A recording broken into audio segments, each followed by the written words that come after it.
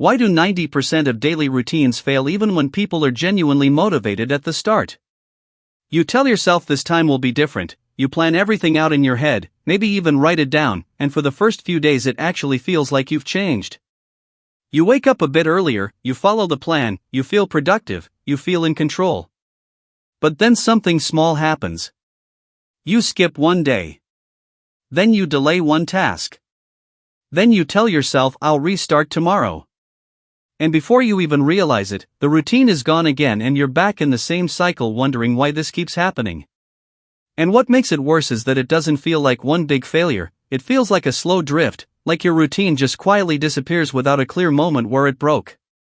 But that's exactly the illusion most people fall into, because routines don't usually collapse in one moment, they break in small invisible decisions that seem harmless at the time.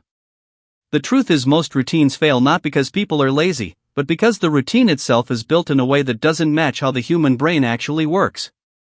Your brain doesn't run on perfect schedules, it runs on patterns, energy levels, emotions, and immediate rewards. So when a routine is too strict, too rigid, or too dependent on motivation, it becomes fragile. At the beginning, motivation carries everything, it gives you energy, focus, and discipline that feels almost effortless, but motivation is not stable, it changes depending on sleep, stress, environment, and mood. So when motivation drops, even slightly, the routine loses its support system, and that's where the first break happens. And once that break happens, your brain starts normalizing inconsistency again, and the next break becomes easier, and the next one even easier, until the routine quietly collapses. But there is something deeper going on underneath all of this that most people never notice. Your brain is constantly balancing two forces in every decision you make, effort versus comfort.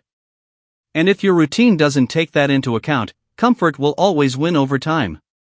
That's why routines that depend on extreme discipline or perfect consistency almost always fail, because they assume you will always feel ready, always feel focused, always feel motivated, but real life doesn't work that way.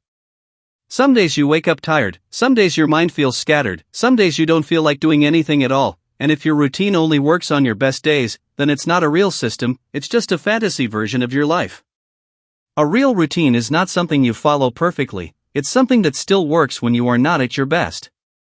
And this is where most people get it wrong. Instead of designing for their worst moments, they design for their ideal version of themselves, and that version rarely shows up consistently. Another hidden reason routines fail is because they rely too much on willpower and not enough on structure. Willpower is like a battery, it drains throughout the day, especially when you're making decisions, dealing with stress, or resisting distractions. So if your routine depends on willpower at every step, it will eventually break. That's why the strongest routines in the world are not the most intense ones, they are the simplest ones, the ones that reduce thinking and reduce decisions. Because every decision you remove is a point where you can fail.